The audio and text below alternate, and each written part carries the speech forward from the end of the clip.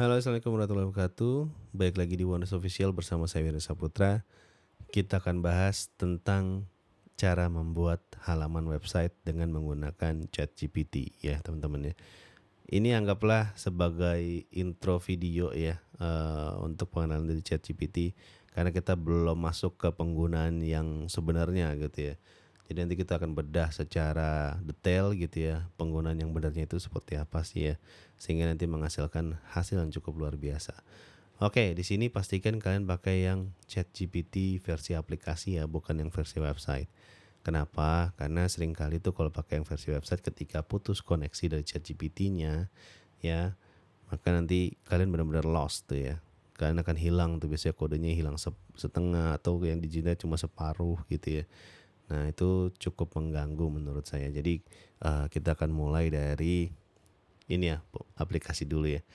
Nah, di sini untuk perintahnya sendiri ya, ChatGPT perintahnya pastikan kalian ada beberapa pilar yang harus kita tahu ya. Pastikan kalian mengikuti pilar ini ya. Yang pertama, kalian harus menyuruh dia atau kalian harus instruksi dia sebagai role apa ya. Kemudian konteksnya tuh kalian lagi buat apa ya. Yang kedua, tadi pertama adalah role, yang kedua adalah konteksnya itu seperti apa. Kalian lagi mengerjakan apa, butuhnya apa aja. Kemudian yang ketiga adalah task yang mau dia kerjain itu apa ya. Lalu yang selanjutnya adalah batasan. Batasannya dia itu kerjanya itu sampai mana ya. Kemudian yang terakhir adalah output. Output yang mau kalian tampilkan atau ekspektasi kalian itu outputnya seperti apa. Filenya berupa zip kah, apa berupa HTML atau berupa apa gitu ya. Kalian harus set ya supaya nanti si ChatGPT-nya ini dia nggak mengalami yang namanya hallucinations. Jadi kalau nggak ada ini ya, kalau nggak ada 5 pilar tadi ya, kalian akan mengalami yang namanya nanti si ChatGPT-nya hallucinations. Hallucinations itu seperti apa sih, atau kalau bahasa ini halu kali ya. Jadi kayak gini, misalkan kita perintah sesuatu ya teman-teman ke ChatGPT, terus nanti dia jadi ngawur nih ya, dia jadi ngawur, dia jadi nyentuh code yang udah rapi misalkan kalau kita udah buatnya rapi gitu ya. Terus kemudian juga dia jadi ngacak-ngacak dokumentasi yang lain kalau misalnya kalian lagi buat dokumentasi, atau mungkin kalian dia bisa mengacak-ngacak desain yang lain. Jadi harus benar-benar di scooping ya, harus benar-benar dibatasi, dan kalau bisa tuh membuatnya nanti adalah sistemnya modular system. Jadi jangan buat keseluruhan, tapi buatnya adalah modular ya, satu persatu gitu. Oke, sebelum kita berangkat lebih jauh ya, sebelum kita mulai ketik-ketik di ChatGPT ya, yang tadi ya pilar utamanya adalah yang pertama ada role, yang kedua adalah konteks, yang ketiga adalah task, yang keempat adalah apa tadi? Yang keempat adalah batasan, yang kelima adalah output. Jadi ini harus ada semua ya, 5 pilar ini harus ada semua, wajib ada ya. Oke, nah sekarang sebelum kita bermain jauh di ChatGPT ya, kita pengen tahu dulu nih ya, sebenarnya limitasinya itu kalau di ChatGPT yang versi free, yang versi plus dengan yang versi pro itu apa sih gitu ya. Jadi kalian nanti tahu batasannya sehingga kalian bisa efektif memakai si ChatGPT ini ya, karena banyak banget yang gak efektif makanya. Masukin misalkan buat login page, buat ini salah nih, benerin dulu. Nah itu nggak, saya nggak menyarankan seperti itu penggunanya ya. Karena penggunaan ChatGPT yang profesional itu akan menghasilkan sesuatu yang profesional juga, suatu produk yang bisa dijual. Oke, langsung aja kita tahu batasannya dulu ya. Batasan ChatGPT atau di sini ya. Tadi ya, kalau misalkan kalian mau lebih konkret lagi gitu ya, kasih konteksnya dulu. Saya mau tahu batasan untuk penggunaan ya Codex di version yang free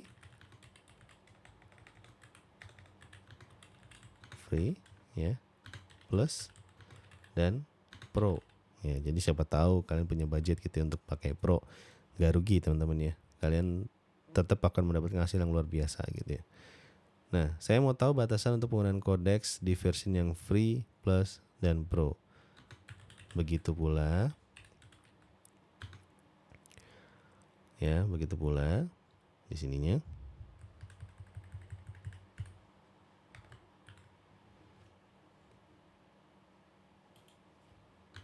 Untuk penggunaan ChatGPT di versi gratis atau free, plus, dan pro. Anggaplah saya orang awam atau pemula ya. Jadi saya minta jelaskan secara detail dan rinci dengan bahasa yang mudah. Nah, jadi seperti ini ya. Kalau memberikan perintah kepada ChatGPT ya, pastikan kalau misalkan dia tidak kita kasih role, misalkan kita ingin tahu informasi dari dia, pastikan kita mempunyai role-nya juga gitu ya. Saya pemula nih, role-nya saya orang pemula. Kemudian jadi saya minta dijelaskan secara detail dan rinci dengan bahasa yang mudah ya. Jadi kita scoping bahasanya yang mudah gitu ya. Kita pengen yang rinci dan detail. Konteksnya adalah kita mau tahu batasan penggunaan kodeks itu di versi yang free dan juga ChatGPT ya di versi yang free, plus, dan pro. Supaya nanti kalian tahu dulu ya. Jadi jangan main asal beli aja. Kita enter dulu. Oke.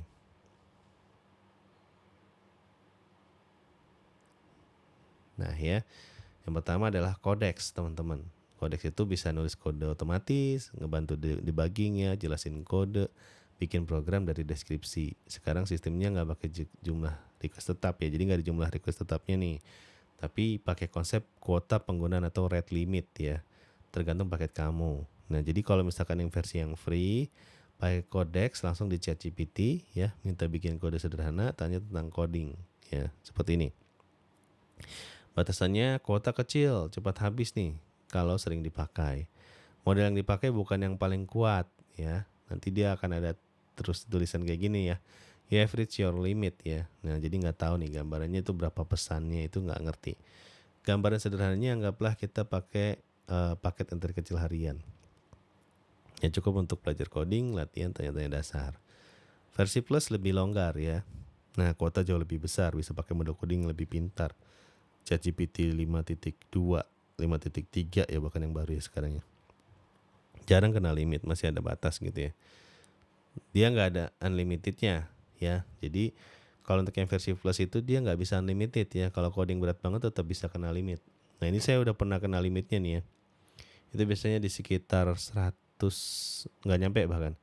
Di 50 request gitu ya, 50 pesan tuh biasanya tuh udah mulai tuh berat, terus juga nanti sering putus-putus ya, atau nanti dia kena limit ya pada ujung-ujungnya. Dia itu setahu saya itu sekitar 30 atau 50 pesan gitu ya per 5 jam gitu ya.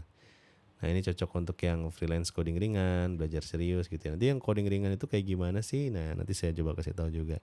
Yang versi pro ya, kuota coding sangat besar, model paling kuat, hampir tidak pernah kena limit ya, bisa kerja coding kompleks. Nah, saya sarankan kalau misalkan nanti ya kalian udah mulai kerjaan project yang serius ya, kalian bisa menggunakan yang versi pro ya, versi yang paling tinggi. Kenapa? Karena dengan 3 juta sekian gitu ya, itu worth it banget dibandingkan kalian sewa software development ya, software developer gitu ya, front end maupun back end gitu ya. Kenapa? Karena yang versi pro ini menurut saya cukup worth it banget gitu ya. Dia cepat untuk generate code-nya, dan juga untuk hal-hal yang kompleks itu dia bisa benerin dengan sangat mudah gitu ya. Ini cocok untuk program profesional ya, developer startup dan AI engineer. Nah, jadi seperti ini ya, kita tahu dulu. Jadi kalau misalkan kita mau gunain sesuatu, kita harus tahu dulu apa yang kita gunakan, kemudian batasan-batasannya ya, kemudian cara menggunakannya itu seperti apa. Kemudian kita lanjut ke penggunaan ChatGPT ya, yang free, plus, dan juga pro. Jadi kalau misalkan yang free itu kita bisa chat dengan AI, tanya apa aja, pakai modal terbaru tapi dengan limit. Ada limit harian, kolomnya bisa lambat ya, fitur tidak lengkap, limit pesan per beberapa jam ya, tidak semua fitur tersedia. ChatGPT Plus, limit chat jauh lebih besar. Masih ada limit ya. Ingat masih ada limit. Setahu saya itu limitnya tuh kalau misalkan untuk kerjaan project mungkin ya, gambarannya tuh ketika udah mulai di 3 jam 4 jam kita sering pakai gitu ya. Nanti dia akan lama tuh atau sering putus koneksi biasanya. Ya. Dia lebih cepat ya, bisa akses fitur tambahan upload file, analisis data, gambar gitu, terus kemudian browsing juga gitu ya. Nah, kemudian untuk harganya sendiri tuh $20 per bulan, sekitar 300 ribuan lah, tapi cukup worth it. Ada beberapa online store yang menjual paket ini nih ya, paket workspace-nya itu sekitar 150 ribuan, itu juga lumayan ya buat kalian cobain. Kalian udah bisa pakai yang versi plusnya. ChatGPT Pro yang paling tinggi ya, dia juga ada limitnya ya, prioritas server, akses model paling kuat, cocok untuk kerja berat itu sekitar $200 per bulan. Nah, jadi seperti ini. Ini perbedaan pentingnya ya. Dia tuh kalau Codex tuh fokus coding ya. Jadi kalau misalkan biasa nih kalian nanya-nanya masalah codingan, terus dia ngasilin code. Ngasilin codingnya itu tuh sama aja kita udah pakai Codex tuh ya, dipakai dalam ChatGPT ya. Nah, di sini ya, kalau ChatGPT ini platform utamanya. Limit berdasarkan coding usage ya. Ini limit berdasarkan chat usage. Jadi perbedaannya di situ ya. Dia berdasarkan coding usage ya untuk si Codex ya. Untuk si ChatGPT itu berdasarkan chat usage ya. Di sini teman-teman tuh disarankan pakai yang free dulu ya. Nah, nanti juga sama nih, kita pakai free dulu untuk yang Codex ya, supaya nanti kalian bisa tahu sepowerful apa nih si Codex ya, supaya nanti kalian juga berpikir ya kalau kita upgrade ke yang plus atau ke yang pro itu akan worth it banget. Berapa kira-kira nih ya? Mau tanya lagi nggak? Kita cobain ya. Kita harus tahu betul produk yang kita pakai itu apa, sehingga nanti kita bisa makainya itu dengan efisien ya. Nah, di sini saya pengen tahu poin 1 ya.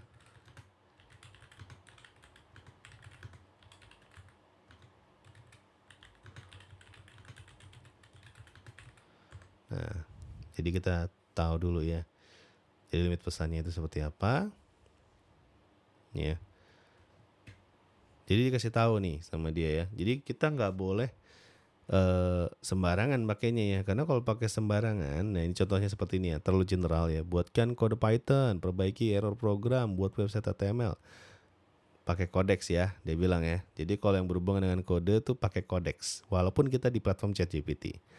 Cara kerja batasannya ini yang paling penting ya. 100 kali per hari. Codex tidak pakai sistem jumlah request tetap seperti 100 kali per hari ya. Jadi nggak pakai ini. Tapi pakai sistem tuh rate limit plus kuota penggunaan komputasi ya. Semakin berat coding yang kamu minta, semakin banyak kuota terpakai. Nah, jadi kalau misalkan nanti masuk ke OpenAI ya, itu ada token. Nah, token yang dipakainya itu biasanya tuh sekian dolar, itu ada 1 miliar token yang bisa kita gunakan atau 1 jutaan token yang bisa kita gunakan gitu ya. Nah, itu biasanya ngaruhnya di situ tuh ya. Jadi kalau kita pakai si Codex ini, token itu yang sering dipakai. Semakin sering dipakai, semakin cepat kena limit ya. Jadi dia sistemnya kayak baterai HP gitu ya. Nah, yang bisa dilakukan si Codex di versi free, minta buatkan kode, tanya error coding gitu ya, belajar programming di bab kecil ya. Program kalkulator, nih ya, HTML sederhana gitu ya. Kuotanya kecil, kalian harus tahu ya. Banyak chat coding dalam waktu dekat, minta kode panjang, minta project kompleks gitu ya. Nanti saya coba ajarkan kepada kalian gimana cara pakai Codex yang efektif gitu ya. Sehingga nanti kita memakainya itu nggak terlalu banyak gitu ya. Maksudnya kita nggak request terlalu banyak, nggak request terlalu general juga, sehingga nanti kuotanya itu cukup untuk kita develop produk gitu ya sehari-hari. Kesan kuota limitnya kayak gini ya. Biasanya harus nunggu sekitar 1-2 jam atau riset harian ya. Nah, kemudian model codingnya itu tidak paling kuat, masih pintar ya, tapi kurang bagus untuk proyek besar. Kadang hasil perlu diperbaiki manual ya untuk yang free ya. Oke, kemudian Codex di versi plus, kuotanya jauh lebih besar, bisa coding lama tanpa cepat kena limit. Nah, biasanya ini 3 jam ya, saya udah pernah nyobain tuh 3 jam. Nanti di bawah 3 jam tuh biasanya agak ngaco-ngaco dikit, kalian harus jedain 2 jam dulu ya, nunggu sampai 5 jamnya itu berakhir, baru kemudian nanti kalian coba lagi gitu ya. Jadi Syaratnya seperti itu ya. Kalau misalkan nih ya, contoh, ketika kalian coba coding ya, kemudian di jam ketiga gitu ya, rasa agak lambat, sering ada masalah gitu ya. Nah, kalian harus stop dulu ya. Kalian harus istirahat dulu, istirahatin 2 jam kalau misalnya udah pakai 3 jam gitu ya. Karena dia tuh setiap 5 jam itu reset. Ya, setiap 5 jam itu reset. Kecuali kuota harian kalian tuh udah habis, maka nanti kalian harus nunggu di hari berikutnya. Biasanya kalau kuota harian udah habis tuh biasanya nanti dia network connectionnya tuh putus apa segala macam. Nah, itu kuota harian udah habis tuh. Jadi nunggu besoknya aja gitu ya sekalian istirahat. Nah, ini lebih bagus untuk coding panjang, framework, database. Ini saya udah coba bikin framework ya. Udah coba bikin framework, panel hosting. Ini pakai ini tuh udah worth it banget ya, pakai yang versi plus ya. Limit jarang terasa ya. Nah, batasan tetap ada, generate file banyak sekaligus gitu ya, dipakai nonstop seharian. Nah, ini kayak gini ya. Nah, versi pro ya biasanya dipakai developer profesional. Kuotanya itu sangat besar, nggak pernah kena limit ya, cocok untuk sistem besar, AI programming ya. Ini saya juga lagi cobain untuk ngebuat ini ya, AI bot ya, dan menggunakan ChatGPT dan juga Codex gitu ya. Nah, ini pakai yang versi Pro ya, supaya hasilnya itu bisa lebih maksimal gitu ya. Nah, dia bisa dipakai sebagai asisten programmer full time, karena yang Pro ini nanti bisa kita masukin ke server juga, bisa pakai cloud itu jauh lebih oke gitu ya. Nih ya, contohnya kalau free itu buat perhitungan yang buat